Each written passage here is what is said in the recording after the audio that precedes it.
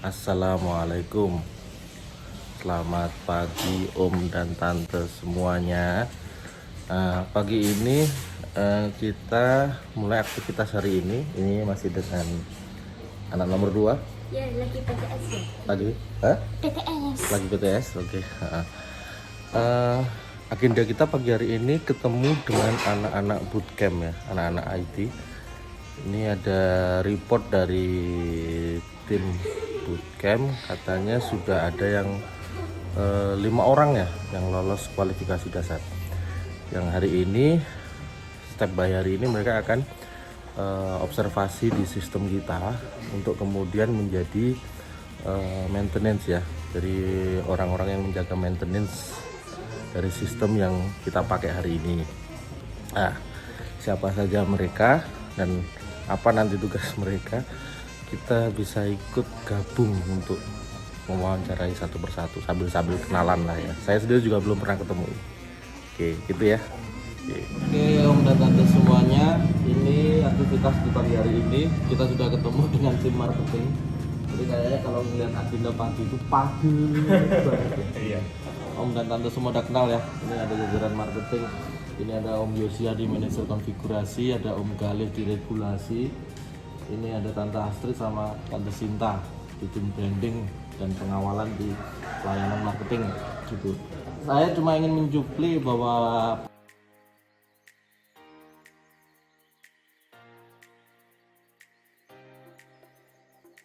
arah kepada brands dan idle brands terkait dengan penambahan jumlah reseller, calon agen gitu. Jadi intinya closing brand itu bukan Om dan Tante sendiri yang usahain. Kita yang di sini juga kalang kabut ya. Itu anak-anaknya putus-putus semua loh. Mikirin kapan closing brand. Oke gitu ya Om dan Tante semua. Jadi jeda pagi hari ini saya hanya bisa mengutarakan satu aja sedikit clue di awal bahwa Regar Sport mempunyai peluang melakukan kerjasama penambahan jumlah jaringan yang akan diletakkan di brands yang hari ini sudah lolos brand maupun yang masih idle brands untuk melakukan closing 250 reseller seperti itu. Oke, itu dulu ya Om dan Tante semuanya, kami lanjutkan rapat dulu. Kalau rapat nggak di vlog ya. Oke, terima kasih. Nanti ketemu lagi nanti dengan season siang, ada tamu dari Aerospeed ya, produsen sepatu olahraga yang akan juga membuka wacana kerja sama di marketplace kita ya. Oke, gitu. Oke, stay tune. Oke, ini yang saya janjikan Om dan Tante semuanya. Ini wajah-wajah baru. Mulai dari perkenalan pertama. Yang pertama Om siapa ini? Om Nazrin. Om Nazrin. Usia 19 tahun. Oke. Sebelahnya? Gumilang. Usia 22 tahun. Mbak, ini satu-satunya mbaknya. Murwani. Usia 23. Sebelahnya? Reza. 22. Oke. Diki 20. Wonogiri semua. Wonogiri semua. Nah, ini yang hari ini kita baru pertama kali ini ya ketemu ya, betul ya? Baru pertama ini ketemu, difasilitasi ini sama HRD-nya Om Rahmat, betul? Terus nanti akan di bawah sistem itu masih akan di bawah oleh Om Dias ya, Om Dimas ya. Om Dimas nanti yang akan mengampu di sistem sampai observasi berapa minggu Om jadwalnya? 1 minggu ya. Jadi memang kita kerja padat banget ya. Kerja kita padat banget karena di pengembang IT sendiri, di senior programmer yang ada di Regar Sport itu hari ini sedang membangun sistem terkait dengan masalah platform bisnis baru. Nanti sosial media berbasis konten. Nah, makanya kemudian yang sistem yang lama ini harus segera diambil alih gitu loh. Artinya orang-orang baru harus segera masuk ke sistem ini. Nah, kita akan menarget bootcamp kita ada berapa orang kemarin satu kelas? 16 orang ya.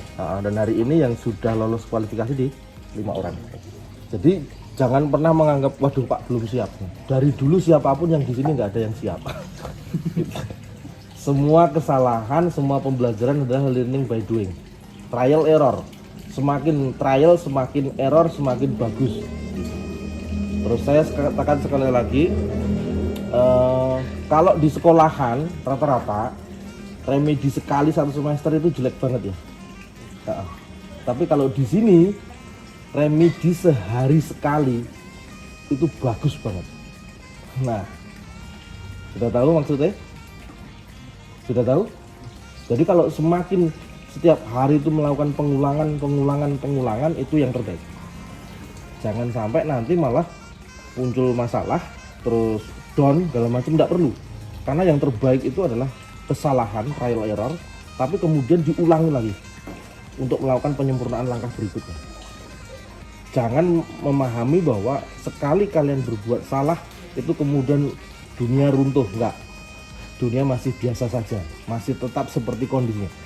Nah, yang harus segera dibangunkan adalah mentalitasnya. Itu ya. Karena ujung tombak dari pengembangan bisnis kita ada di IT. Kalian mau berkreativitas seperti apa, nanti munculnya adalah startup dampingan. Jadi jangan canggung, kalau ada apa-apa langsung sharing. Misalkan saya nganggur, nggak ada orang gitu, Pak boleh nggak sambil ngobrol? Boleh. Ya, jangan takut berlebihan, bukan. Di sini nggak ada pengembangan sistem pimpinan bawahan, nggak ada. Yang ada itu memang discuss, open share, gitu ya. Oke, sudah, saya silakan dilanjutkan. Oke, demikian ya Om dan Tante semuanya. Nah, nanti ikuti juga beberapa acara hari ini terkait dengan masalah ada tamu spesial juga dari Solo yang akan gabung di marketplace kita. Secara perencanaan mereka ingin join dengan marketplace kita nanti. Nah, siapa itu nanti kita ikuti ya siang hari nanti. Oke, selamat siang Om Tante semuanya. Ya, ini siang ini saya dapat kunjungan dari Pak Kustaman, owner dari Aero Street ya, ini produk sepatunya. Nah, gimana kalau ini masuk ke sistem kita, gimana ini Om dan Tante semuanya? Nah, produk-produknya seperti ini. Seperti ini juga. Jadi ini ada langsung dari ownernya Pak Kustaman, kemudian jajaran marketing, dan ini dari pihak yang mau fasilitasi. JNE. Oke, seperti itu. Nanti saya lebih banyak akan bercerita nanti malam ya. Kita update nanti malam apa yang kemungkinan kita bisa lakukan untuk kedepannya, sehingga Om dan Tante semuanya dapat jaminan bisnis itu lebih melebar secara produk. Gitu ya Om ya. Oke, sedikit seperti itu ya. Yang penting saya udah janji. Oke, terima kasih. Oke, selamat sore ya Selamat Om dan sore. Tante semuanya ya. Mohon maaf ya, ini sambil istirahat karena seharian ini kayaknya jadwalnya padat banget. Terus ini sama di kamarnya Kak Regar ini. Terus kita sama Kak Hujan ya. Ya, Oke, kita akan Q&A, jawaban pertanyaan-pertanyaan dari yang disampaikan Om dan Tante semuanya. kan dari Facebook Oke, ini Kak Regar di mana Kak Regar? Nah, ternyata itu tuh Kak Regar. lagi mengedit, Lagi ngedit. Pertanyaan pertama gimana? Hujan. Ini pertanyaan pertama dari Sunda Shop. Sunda Shop, oke. Assalamualaikum Om. Waalaikumsalam. Perkenalkan, nama saya Andi Permana. Saya orang baru di Regasport. Oke. Saya mau tanya, bagaimana sih caranya supaya menarik pelanggan jualan online? Oke. Bagaimana caranya menarik pelanggan di jualan online? Oke. Kalau sebenarnya sih pernah saya share di YouTube channel Teman Itu Sukses Bareng ya Om dan Tante semuanya, nanti bisa dicek. Judulnya adalah 3 Jurus Marketing Regasport gitu. Nah, bagaimana menarik pelanggan? Ya pastinya kalau seperti yang saya sampaikan pasti dengan penawaran produk gitu.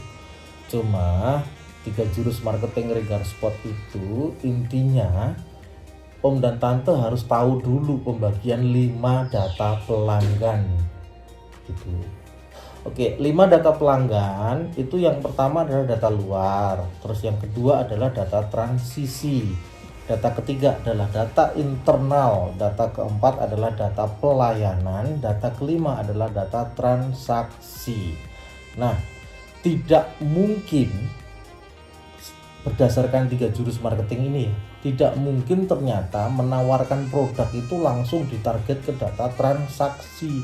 Padahal ada data luar, data transisi, data internal, data pelayanan, baru data ke transaksi. Artinya kebanyakan dari kita itu marketing itu begini Kak. Jadi kebanyakan itu nawarin barang itu kepada siapapun gitu ya. Ternyata nawarnya gini, bisa nggak nawarin sisir rambut, ternyata orangnya itu cenderung botak. Nah kan nggak pas kan. Nah jadi kalau pertanyaan tadi bagaimana cara menarik data pelanggan itu, ya saring dulu bahwa semua orang itu sebenarnya ada di data luar. Nah saring dulu ke data transisi. Data transisi seperti 3 jurus marketing Regar Spot itu berdasarkan peminatan. Jadi kalau mau nawarin, kakak kan punya sepatu hypebeast ya. Nah, kalau mau nawarin ke siapa? Yang suka hypebeast gitu kan. Nah, nggak mungkin juga ditawarin ke yang lain gitu. Nah sama om tante semuanya. Jadi kalau mau nawarin produk, menarik pelanggan ke produk om dan tante, kuncinya dulu adalah data luar disaring ke data transisi dengan kata tepat minat gitu. Cek lagi ya nanti di channel YouTube-nya itu. Jadi bagaimana menarik data pelanggan, sesuaikan minatnya. Oke, gitu ya Om ya. Oke, lanjut. Adalah strategi manakah yang paling diminati untuk rekrut reseller sehingga mampu menemukan rasa keaktifan? Oke, itu dulu ya. Yes. Strategi apa yang harus dilakukan untuk open reseller gitu ya? Oke. Reseller terbaik itu yang berasal dari user kita sendiri gitu. Jadi kalau mau dibilang sebenarnya yang sampai brands hari ini pun sebenarnya di awalnya adalah usernya Regar Spot gitu. Nah, setelah itu karena dia user, ternyata kita kasih tahu keuntungan jadi reseller itu seperti ini. Nah, dia akan merubah pola hobi awalnya. Misalkan dia awalnya hobi volley, terus jadi reseller, akhirnya jadi bisnis jersey volley, betul ya? Terus setelah bisnis jersey volley-nya bagus, ya pasti jadi jualan bola nggak? Iya. Terus jualan kicau mania nggak? Iya gitu. Nah awalnya gitu Om. Jadi tumbuhkan step by step. Jangan meminta setiap reseller itu langsung dia hebat di awal, nggak ada. Seperti kita sendiri itu kan bertumbuh step by step kan gitu. Nah ini yang kasih soal ini Pak Hiten nggak fokus. Oke, jadi gitu ya Om. Bagaimana menumbuhkan reseller yang paling bagus ya dari user Anda sendiri gitu. Terus yang kedua adalah selain dari user Anda sendiri, itu dari komunitas online. Nah, grup-grup online sesuai dengan peminatan produk Anda. Yang ketiga dari grup-grup offline. Jadi komunitas offline, kopdar offline kan gitu. Yang sesuai dengan peminatan Anda juga. Gitu. Nanti berikutnya grup-grup jual beli dan lain sebagainya, komunitas bisnis pemula dan lain sebagainya. Itu ya Om dan Tante semuanya. Ini juga pernah saya sharing juga. Nanti cek di kronologi saya juga ada. Gitu. Oke, pertanyaan berikutnya. Metode apa yang harus kami ambil ketika masih dalam tahap awal menjadi agen? Oke. Kalau tahap awal menjadi agen, fokus ke all genre. Jadi awalnya mungkin baru 1 genre, fokus ke 5 genre. Nah, kenapa seperti itu? Karena 5 genre ini sebenarnya mempersiapkan 5 CS agen. Jadi sebelum CS agen atau karyawannya datang, siapkan dulu 5 alatnya, 5 tokonya. Nah, kalau 5 tokonya sudah siap, nanti orang yang menunggu itu menjadi lebih mudah. Seperti itu ya Om ya. Baru setelah itu nanti ikuti aturan manajemen yang lain. Nah, semua prototipe keagenan itu nanti akan di-building, tapi step by step ya. Kalau ditanya tadi tahap awalnya gimana ya, siapkan 5 alat untuk 5 genre tadi. gitu. Adakah solusi atau bantuan baik sama maupun pihak yang ditunjuk untuk memberikan materi pemasaran sehingganya pemasaran dapat dioptimalkan? Oke, nah sebenarnya materi pemasaran, materi bisnis itu semua ada di kurikulum Regarsport ya. Tapi memang kurikulum ini bukunya tidak ada, Om dan Tante semuanya. Kenapa kok gitu? Ya kalau kurikulumnya dibuat mudah nanti Om dan Tante malah nggak mau belajar gitu. Biasanya kalau udah ketemu buku jadi males ya. Tapi kalau ketemu masalah malah sering bertanya. Jadi kuncinya gimana? Sering bertanya, sering nggak apa-apa sering. Sama saya langsung nggak apa-apa ya Kak. Betul ya? Gitu. Jadi dijamin sama saya aja langsung nggak apa-apa. Gitu. Makanya kan saya sendiri walaupun orang bilang sebagai owner segala macam, pada dasarnya sebenarnya juga penanggung jawab atas seluruh pengembangan bisnis di jaringan ini gitu. Jadi Om dan Tante semuanya entah itu reseller, CS agen, sub-brand atau brand sekalipun open. Nggak perlu sungkan. Prinsipnya adalah pastikan masalahmu untukku. Nah itu di prinsipnya owner Regarsport itu seperti itu ya. Next. Yang terakhir ini yang untuk contohnya adalah mohon masukan dan solusi untuk perjalanan pemenuhan reseller dan birokrasi keagenan. Oke, nah kalau tentang agen tetap harus koordinasi dengan brands. Kenapa seperti itu? Karena brand sebenarnya adalah setara dengan kantor cabangnya Regarsport. Agen itu adalah prototipe kantor unitnya Regarsport. Jadi agen pasti di bawah brands. Seperti itu. Brands itu bekerja dengan sub-brands-nya, selevel manajerialnya. Nah, manajerial ini mengampu beberapa agen kan seperti itu. Jadi manakala ada komunikasi yang tidak pas atau komunikasi yang tidak nyambung antara agen dan brand, segera report ke manajemen untuk bisa kami melakukan teguran kepada brandsnya. Jadi brand sendiri kan tidak boleh makan gaji buta kan gitu kan. Bukan berarti slot diusahakan di bawah, di jajaran paling bawah, tapi brandsnya nggak mau ikut membina. Itu ya. Oke. Dari siapa? Galaxy Sport. Ya.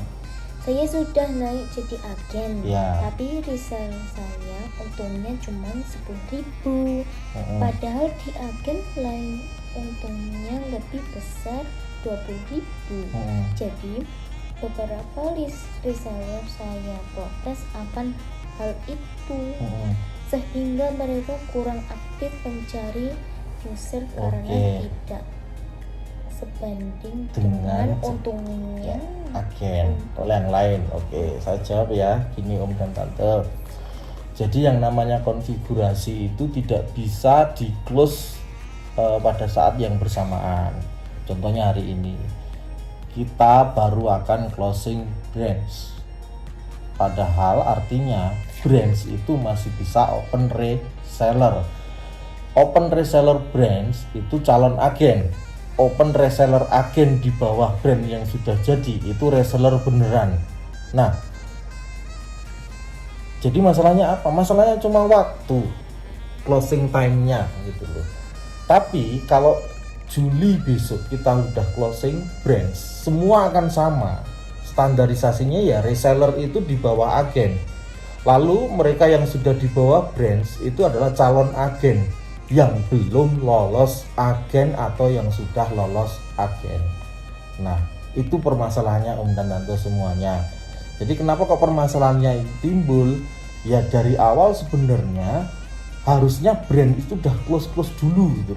Cuma ya itulah, bisnis ini kan tanpa modal ya, tanpa syarat, kemudian tanpa biaya pendaftaran, effortnya juga garansinya 100%. Nah, rata-rata kebanyakan dari kita yang mempunyai fasilitas bisnis seperti ini tuh malah jadi tidak berpikir bahwa bisnis ini menarik gitu.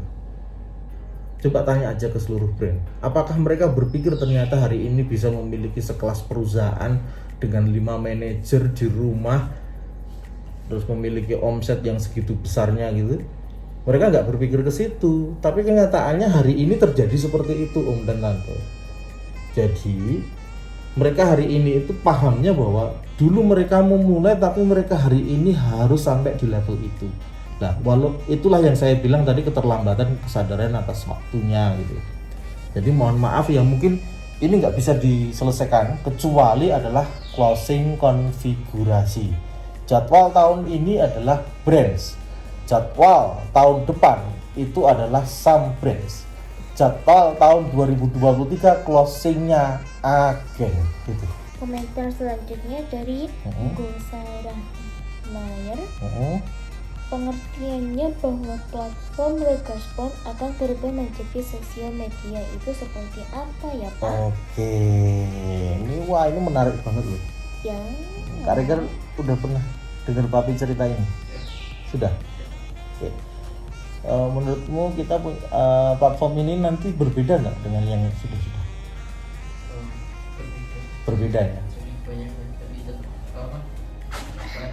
Banyak platform tapi jadi satu. Oke, banyak platform jadi satu. Saya udah pernah bikin status bahwa platform ini seperti IG, seperti Twitter, seperti Facebook, tapi setara YouTube dan TikTok.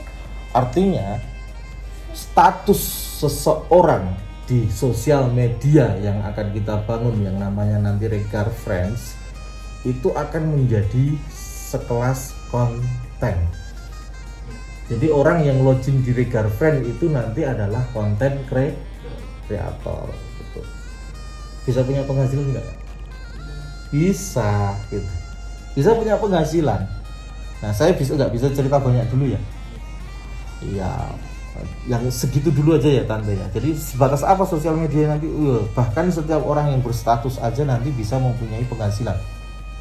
Gitu. Cuma lalu bagaimana tentang influencer atau jaringan hari ini, brands, agen, reseller itu sebagai apa? Itu sebagai influencer. Influencernya itu mudahnya gini loh. Om dan Tante hari ini benar melayani user ya. Oke. Hari ini melayani user. Tapi 3 bulan lagi, apakah user itu pasti ketika beli produk Regar Spot masih di jalurnya Om dan Tante? Belum tentu kan? Belum tentu. Bisa saja dia pindah agen, pindah brand dan lain sebagainya. Betul ya Om? Betul ya Kak? Ya. Lalu bagaimana melindungi user agar tetap di bawah kita?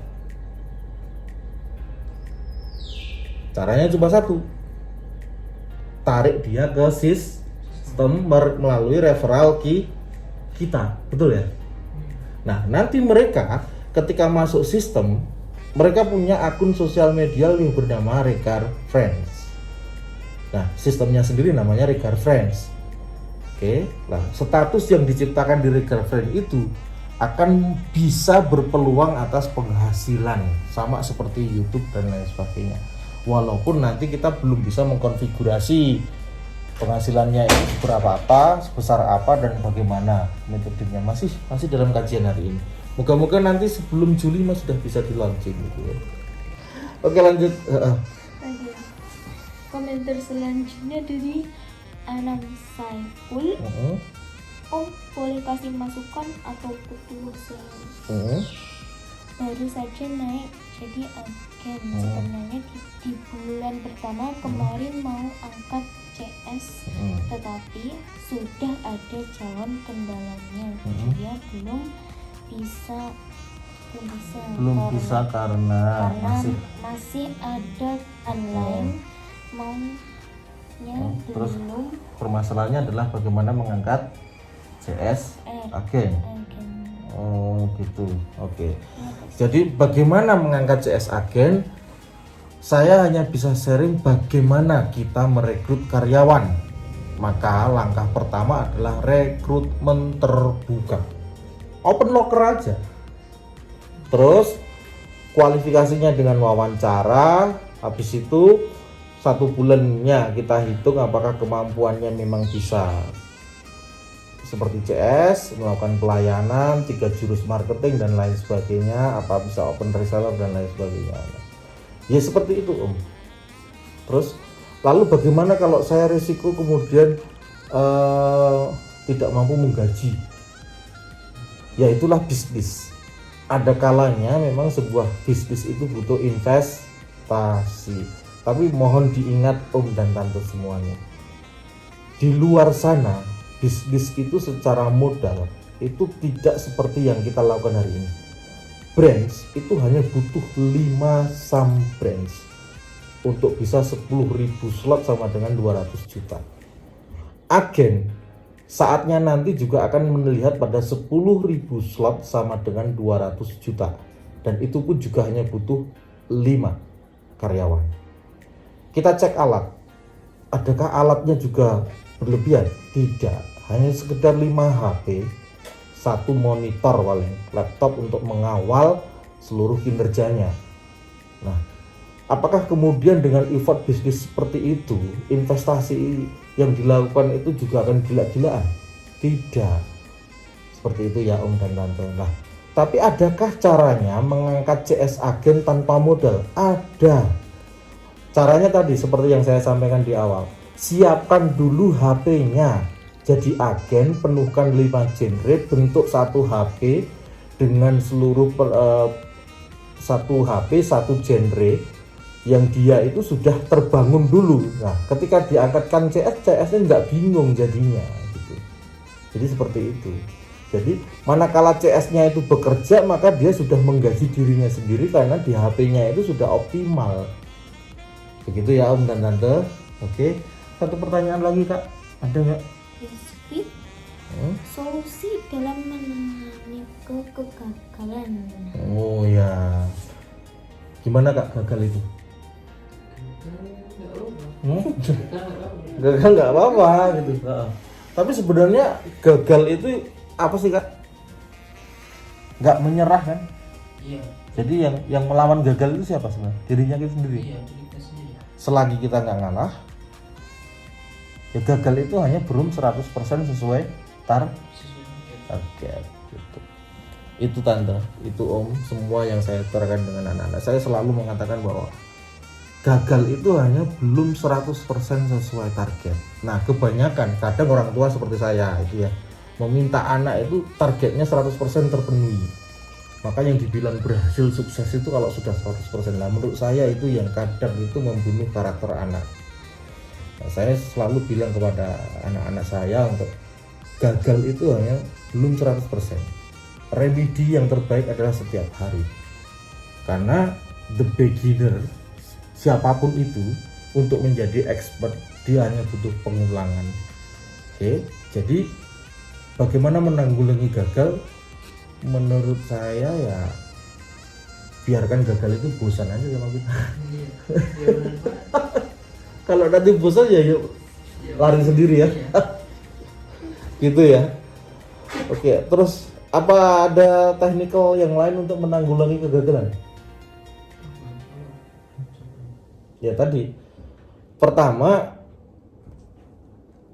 buang dulu seluruh masalah dalam diri om dan tante semuanya. Gagal itu masalahnya adalah di diri kita masing-masing, diri kita sendiri itu.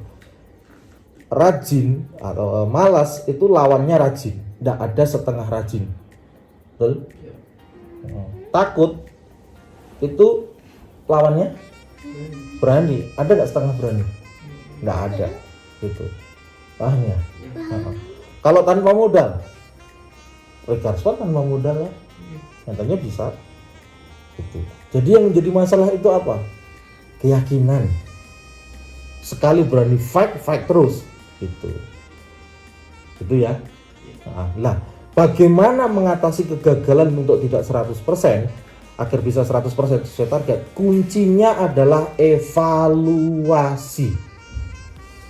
Malam direncanakan, pagi dilaksanakan, siang dicatat atau dokumentasi, sore malam dievaluasi, direncanakan perencanaannya kembali, besok dilakukan kembali, terus diulang. Jadi nggak akan pernah gagal kalau selalu bisa mengevaluasi. Nah, kadang kegagalannya adalah apa yang mau dievaluasi kalau nggak pernah melakukan pencatatan. Wah, betul kan? Kan papi udah sering bilang sama Kak Rika kalau kalau melakukan sesuatu harus ada dokumentasi gitu. Nah sama om dan tante semuanya gitu ya. Jadi ini kenapa dengan anak ya sekaligus karena biar belajar gitu.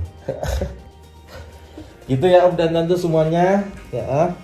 Kita sudah 24 menit, nanti digabung dengan yang tadi pagi mungkin sudah lebih dari 30 menit nanti Kak Regar ya kalau diedit gitu. Oke, nanti kalau ada yang masih bertanya silahkan di komen di Facebook atau di YouTube. Nanti bagian Kak Hudan yang akan sortir. Oke, begitu, terima kasih. Jangan lupa like, comment, and subscribe ya. Terima kasih. Wassalamualaikum warahmatullahi wabarakatuh.